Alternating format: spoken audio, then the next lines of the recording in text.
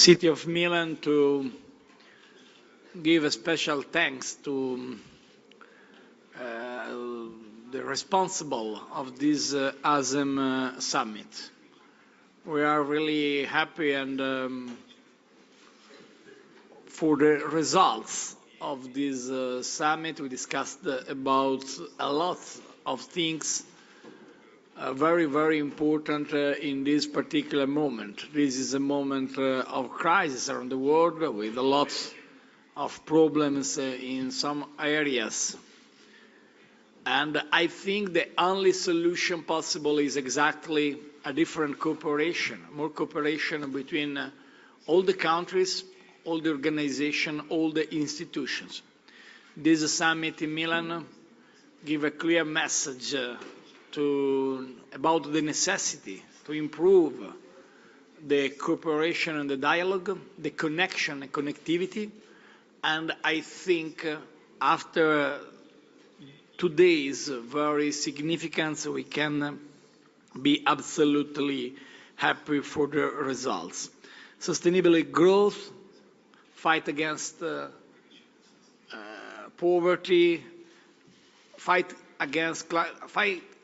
against climate change, or for a different climate change, attention about sustainability in the food, and I stress and underline the importance of Expo 2015 in Milan from May 1st to November 30 next year are focus of our discussion.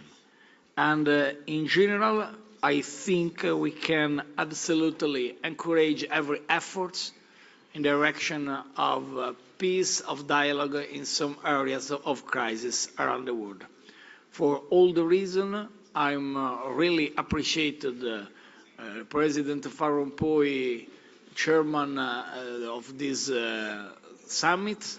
A special thanks to every participant and also for the journalists for the work in this very important event. Thank you so much, Mr. President. Let me give the floor to the President of the European Council. Thank you. So, ladies and gentlemen, let me start by thanking Prime Minister Matteo Renzi and all his team wholeheartedly for hosting the 10th ASEM Summit here in the wonderful city of Milano. Italy has done a wonderful job. And we have just concluded our summit, a major gathering of Asian and European leaders that occurs every second year. With more than 50 leaders in Milano and 2 new countries, Croatia and Kazakhstan, joining, ASEM is showing its significance. We are meeting in challenging times. Europe is working hard to overcome one of its most serious crises in decades. We deepened the economic and monetary union. The European Union is actively engaged in regaining economic growth and jobs based on private and public investment. And at the same time, the European security environment has undergone profound changes. The conflict in Ukraine has not yet found a political solution. And in our southern borders, instability pervades across the Middle East, extending into Northern Africa and the Sahel. Partner Sustainable Development Agenda. These are opportunities we cannot miss. Our future, including the survival of many developing countries, is at stake. We all share responsibilities. We will continue working with Asian partners in the run-up to these events to ensure that we achieve tangible results. And this is what we have to agree to. We have also reviewed our respective regional situations and risks that threaten security in our continents. The retreat session was particularly useful in this respect, and many refer to the importance of ensuring respect for human rights and fundamental freedoms. Well, there are different perspectives within ASEM partners. I believe we all agreed that only through dialogue, cooperation and respect for international law will we be able to find solutions bringing peace and stability. Non-traditional security threats, in particular health pandemics such as Ebola, occupied part of our discussions. Deep concerns were expressed about violent extremism and terrorism, and we must further unite forces in fighting these scourges that threaten all countries. The European Union will engage decidedly with countries interested in cooperation. Finally, in the margins of the ASEM summit, President Barroso and I participated this morning in a meeting with President Putin and Poroshenko, together with the leaders of Italy, Germany, France and the United Kingdom. We agreed on the need to bring back peace and stability to eastern Ukraine. To this effect, it is essential that we ensure implementation of the Minsk agreements, in particular as regards the ceasefire, border control and the holding of elections. The key word was implementation, implementation, implementation. More encounters will take place this afternoon in the search for concrete progress on these issues. Ladies and gentlemen, the 10th ASEM Summit has been very productive. The process continues, and implementing all our commitments already represents a challenge of a higher order. I have no doubt that the ASEM's next chair will contribute to driving our efforts forward with energy and with wisdom. I congratulate Mongolia and its president on hosting the 20th anniversary of ASEM in 2016, and I wish to ensure President El Bekhdori of the European Union's full support. Thank you. Thank you, Mr. President. Now the floor to the President of Mongolia. Your Excellency, President Van Rompuy, Barroso, and Prime Minister of Italy and Prime Minister of Malaysia, and members of the media family. You know, I would like to add one thing. We had a very successful meeting here in Milano, and I would like to join all those congratulations. People of Italy and the government of Italy and city of Milano for extraordinary organization for this summit. I'm from Mongolia, and Mongolia is actually located at the heartland between Europe and Asia.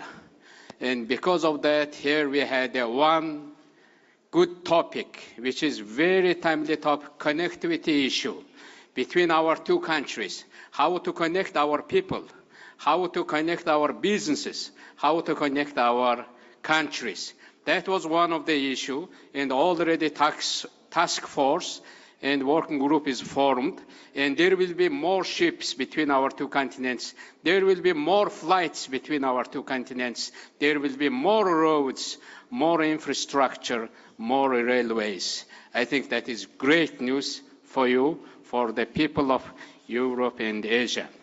Second thing, I'm really happy that all leaders accepted and supported our proposal to host next ASEM summit in my country, in Mongolia, in our capital city, Ulaanbaatar, in 2016.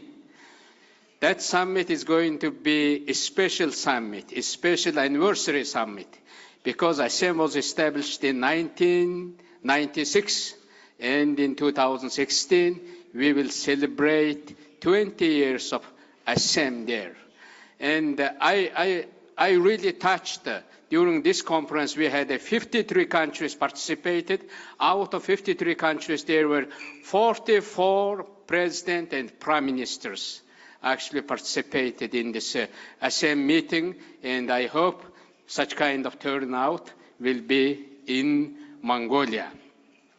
And also many people, of course, interested what months, when it will happen.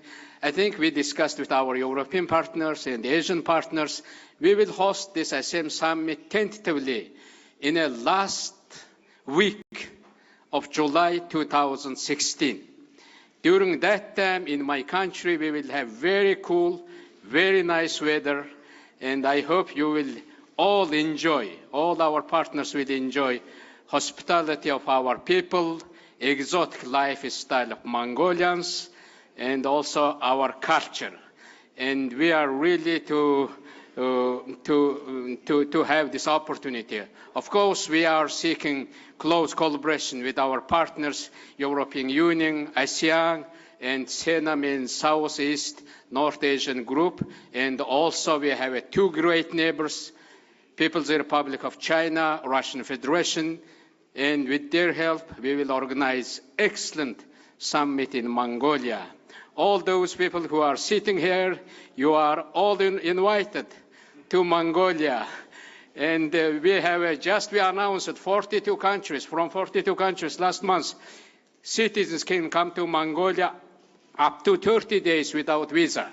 Most of those people sitting here can come to Mongolia without visa. If there is any bureaucracy, tell them, I have an invitation from President of Mongolia.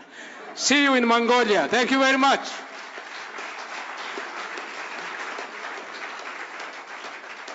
Thank you so much, Mr. President. Please, the President of the European Commission. Good afternoon, ladies and gentlemen. First of all, I would like to very sincerely thank Prime Minister Renzi for hosting us and for this great Milano and Italian hospitality. The summit we just had demonstrates that Asia matters to Europe and Europe matters to Asia. This summit also witnessed the accession of two new partners, Croatia and Kazakhstan, Kazakhstan being the first country from Central Asia to join ASEM. The theme of this summit, Responsible Partnership for Growth and Security, could not reflect better our common view. We spoke about responsibility, and responsibility was again reaffirmed from both sides to jointly tackle today's global challenges, from the fight against climate change to the eradication of poverty and the pursuit of sustainable development. These are all tests to our credibility as leaders. We need to show leadership and we need to deliver. This is also what is required from us to deal with the Ebola outbreak. This is not just a problem of a few West African countries that are experiencing terrible suffering because of this Ebola virus. This can be really a major humanitarian catastrophe. It is a collective responsibility of the international community. The European Commission has been providing assistance to the countries affected and humanitarians on the ground. But together with our member states and international partners, we all need to step up our efforts. We'll discuss next week in the European Union what more can be done. I've decided to put this as the main topic of the meeting of the European Commission so that we can also give our contribution to the decisions taken next week in the European Council. ASEM is also about partnership. A partnership you'd like to see as a partnership of equals based on a solid set of values. Energy, environment, science, education, digital, all of them have great potential for further cooperation, and we will pursue this through connectivity. Connectivity being, in fact, at the center of the discussions we just had. I've also announced that the European Union has decided to increase its financial support to all these areas through concrete projects. We have already decided it for the next financial period. ASEM is also about sustainable growth in Europe and Asia. Economic cooperation is essential for this. During these 2 days, we also had the chance to discuss the prospects for supporting global growth. Europe needs to continue delivering on a comprehensive package which should put recovery on a firmer basis, comprising a differentiated, growth-friendly fiscal policy, the strengthening of the financial sector, ambitious structural reforms to support growth, and targeted investment. As you know, this is very much now in the agenda of the European Union. Growth is our top priority. In addition to the measures we take internally to make Europe more competitive, we are also engaging externally with an active trade agenda, and we remain at the forefront in the fight for open, free and fair trade. In this sense, our relations with Asia are extremely important. The relationship in trade and investment with Asia has never been as strong as it is now. We are the largest investor in Asia, and Asian countries are also major investors in Europe. Finally, ASEM is also about security and stability. I will not repeat what was just said. Let me just highlight one issue. On the European side, the need to have a peaceful solution to the conflict of Ukraine. I must thank our ASEM partners for their support for a united and sovereign Ukraine. As you know, some side meetings have taken place these past days with President Putin, President Poroshenko. Together with President Van Rompuy, I have participated yesterday in a meeting with President Poroshenko and today with President Putin and other leaders, European leaders. And we have reiterated the need for a full implementation of the ceasefire and the Minsk agreements. I believe the meeting was constructive. Now the key is a serious implementation so that trust can be created and consolidated. On the Asian side, I will only make a special reference, not to repeat what President Van Rompuy very clearly expressed, on ASEAN. ASEAN can play a central role as an engine for regional integration. Indeed, we also had an informal meeting between the European leaders, European Union leaders, and the leadership of the ASEAN, and we fully support the efforts of ASEAN to achieve an economic community by 2015. Our relationship needs now to be brought to a strategic level, and we are ready to support that objective. Finally, ladies and gentlemen, we can say that here in Milan, we have put our ideas for the future of our continents on the table. Let's now make them happen. I'm sure that next summit, under the chairmanship of Mongolia and with the warmth and enthusiasm of the President of Mongolia, will also be a very productive one. I thank you. Thank you, President Barroso. Let me give the floor to the Prime Minister of Malaysia. Let me begin by expressing our deepest appreciation to Prime Minister Matteo Renzi, to the government of Italy for the excellent arrangements made throughout the summit. Although our stay has been a short one, but it is made much more memorable by the warm hospitality that we have received. I would also like to express our gratitude to the President of the European Council for steering the ASEM10 to a successful conclusion. Ladies and gentlemen, we've had 2 days of open, insightful, and productive discussions, and we are pleased with the results of the summit. Our discussions have elevated the level of cooperation towards greater synergy between Asia and Europe across the 3 ASEM pillars. I believe that policy coordination and collaboration amongst ASEM member partners are vital. This will strengthen economic and trade linkages, as well as assist us to better manage financial risks and ensure sustainable growth. The deliberations have brought both our regions closer together in identifying joint measures towards a purposeful partnership for sustainable growth and security, reflecting the theme of ASEM10. The EU as a group is the largest investor in ASEAN. In 2013, EU investments total $27 billion, with a presence of over 5,000 European companies in the region. EU is ASEAN's 3rd largest trading partner, accounting for close to 10% of ASEAN's total external trade, valued at $246 billion.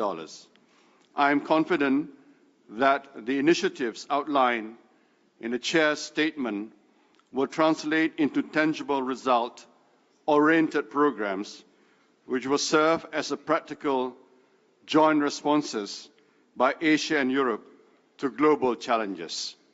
Member partners must also seize the opportunities to achieve lasting growth and security. Finally, I wish to reiterate ASEAN's firm commitment to work with other member partners under the ASEM framework. Thank you. Thank you so much. Just let me remind you that the final statement will be available very soon. And now questions. Lawrence. Thanks. Lawrence Norman from the Wall Street Journal. A question for the European Union leaders, if I may.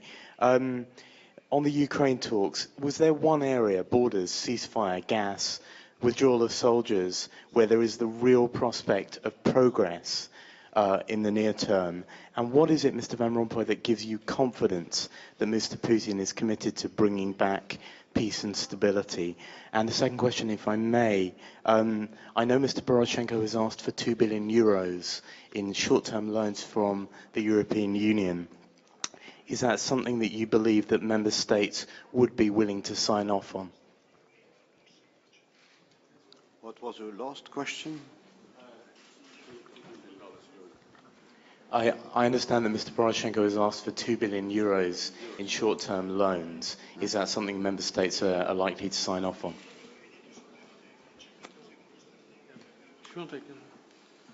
Yeah. Just a few words on the first part of the question, and then President Barroso will surely add comments on other parts of your question.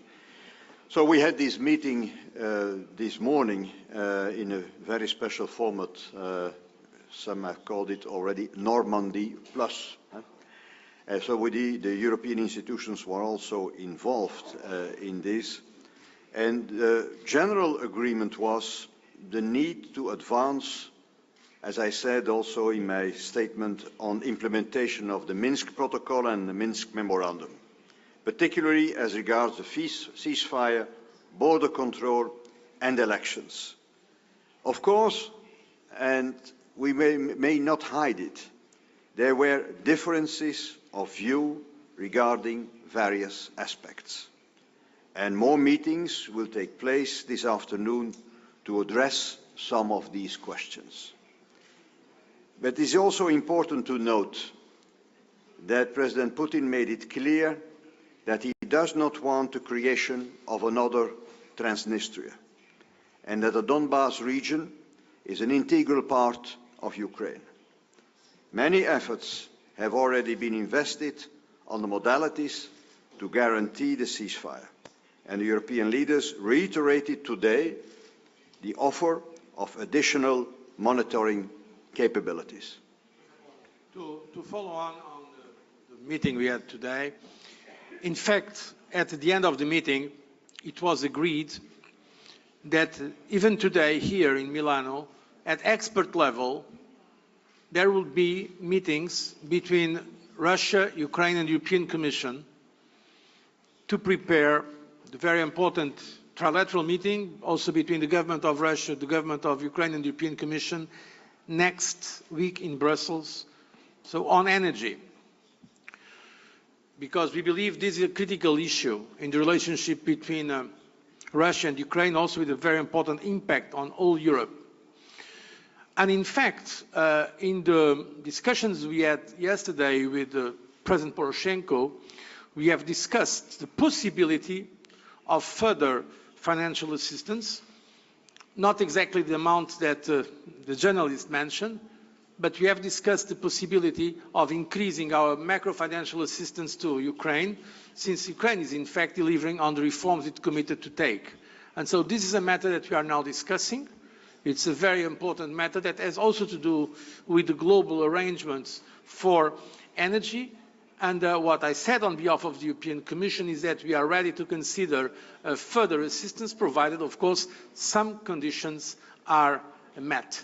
We believe it's very important that next week in Brussels we achieve further progress on the energy discussions between Russia and Ukraine, discussions that have been mediated by the European Commission. Thank you so much. Who's next? Yeah, please. Mr. Mongolian President, you say that next ASEM Summit 2016 will be special. Can you explain us?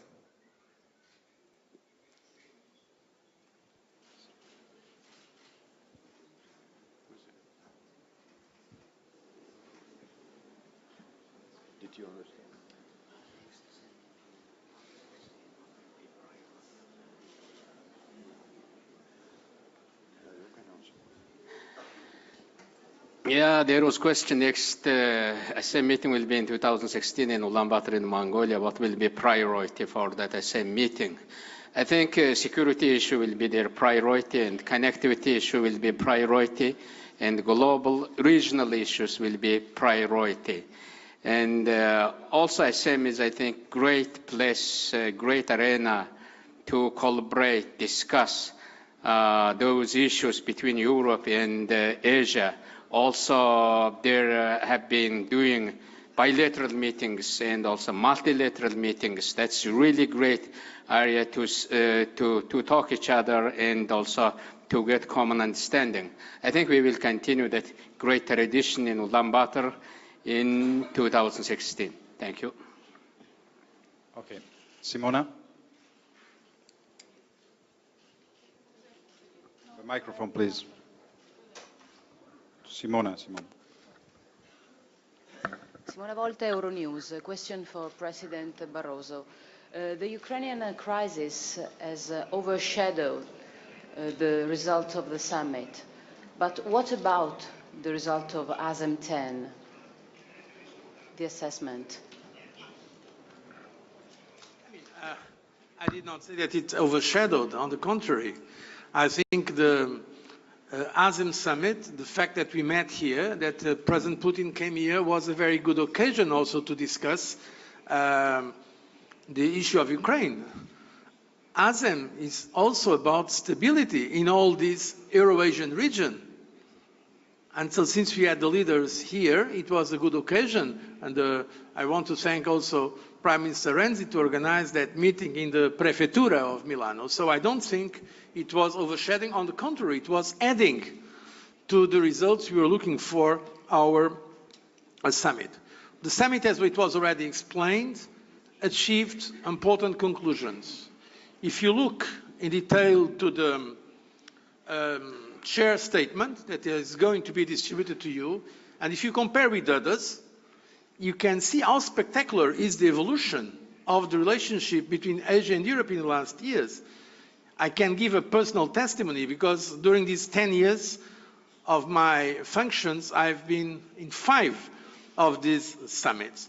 And if you compare the relationship today in trade and investment with the situation 10 years ago, it's a radical difference. The free trade agreements that we have concluded just today, we have concluded a very important investment agreement with Singapore that completes the free trade part area of that agreement. So the free trade agreements that we have concluded or we are negotiating, the investment agreements that we are negotiating, I mean, the evolution in trade and investment is simply spectacular. But not only in economic terms, this relationship has been improving. The quality of the political dialogue, the density and the openness of the dialogue. Today, in the so-called retreat meeting with leaders, chaired by President Van Rompuy, I can tell you that there were very open and frank discussions about all the sensitive issues, from the South China Sea issue to the situation in Ukraine. All the issues were discussed, always, I think, with a very civilized spirit, but no issue was avoided. So I really believe we can say that this ASEM process is gaining in maturity, both in economic terms and also in the political dialogue. Thank you. Who's next? Giovanni. Sì, sono Giovanni Lamberti dell'Agenzia Italia. Presidente Renzi, volevo fare una domanda a lei. Questa mattina lei ha sottolineato l'importanza di un maggior coinvolgimento della Russia nelle questioni internazionali. Volevo sapere quindi l'impegno italiano e soprattutto anche se ritiene che sia arrivato il momento di rivedere il regime delle sanzioni. Per quanto riguarda invece la crescita, volevo capire se a margine anche del vertice ha avuto modo di discutere con gli altri leader europei del patto di stabilità e di vedere anche un po' le immagini che ci sono alcuni scontri a Torino per quanto riguarda la manifestazione della FIOM. Grazie.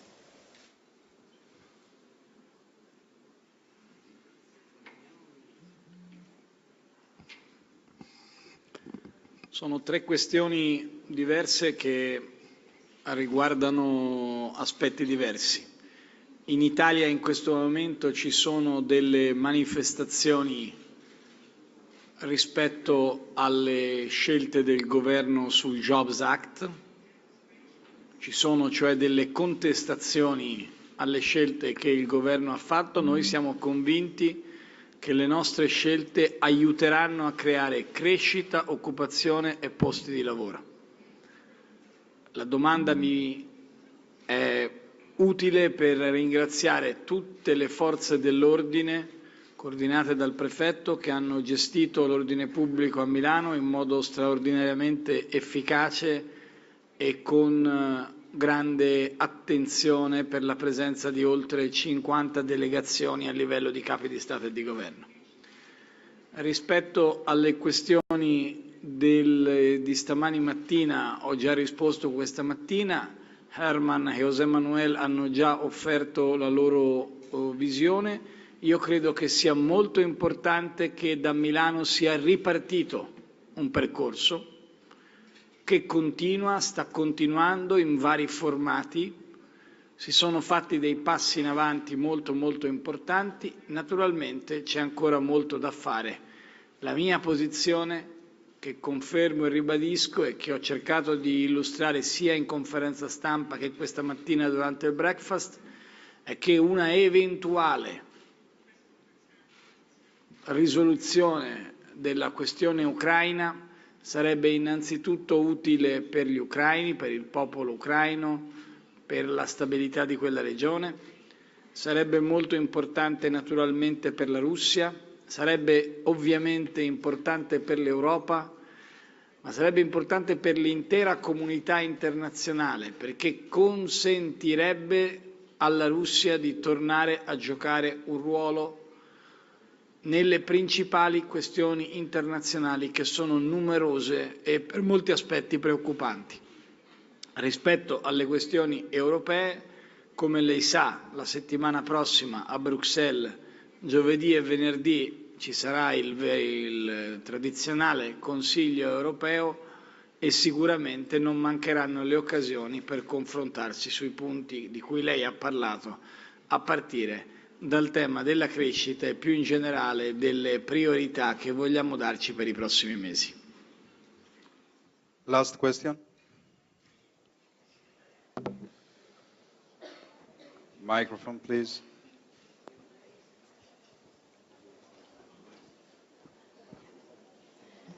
My question is for my Malaysian Prime Minister, Dato Sri Najib. Malaysia is going to be the chairman of ASEAN next year. How do you see Malaysia's role in enhancing ASEAN-EU relations? Thank you. Can I mention three specific areas? First of all, as chairperson of ASEAN, I will, together with my other colleagues, give great emphasis on ASEAN-EU relationship. The first point I'd like to make is that next year, ASEAN will emerge as an economic community. And that means it's a community of 600 million people with a combined GDP of $2.5 trillion. And that should make it very attractive for EU companies to invest in a single market when we declare ourselves as an economic community. Secondly is the process of integration that's going on in ASEAN. We will encourage this process, and part of the process would be to ensure that companies will have better processes. In other words, governments that deal with companies, including foreign companies, will enjoy a better commitment, and in particular, the ease of doing business should improve amongst the ASEAN countries. Thirdly, I would like to encourage the EU free trade process. You have completed with Singapore you're on the verge to complete with Vietnam, and Malaysia is not too far behind. And in due course, we hope there will be an ASEAN-EU free trade that will complete the what they call regional integration between EU and ASEAN. So I see a lot of exciting possibilities, and I agree with the view that ASEAN-EU partnership will grow from strength to strength. Thank you. Thank you so much to everybody.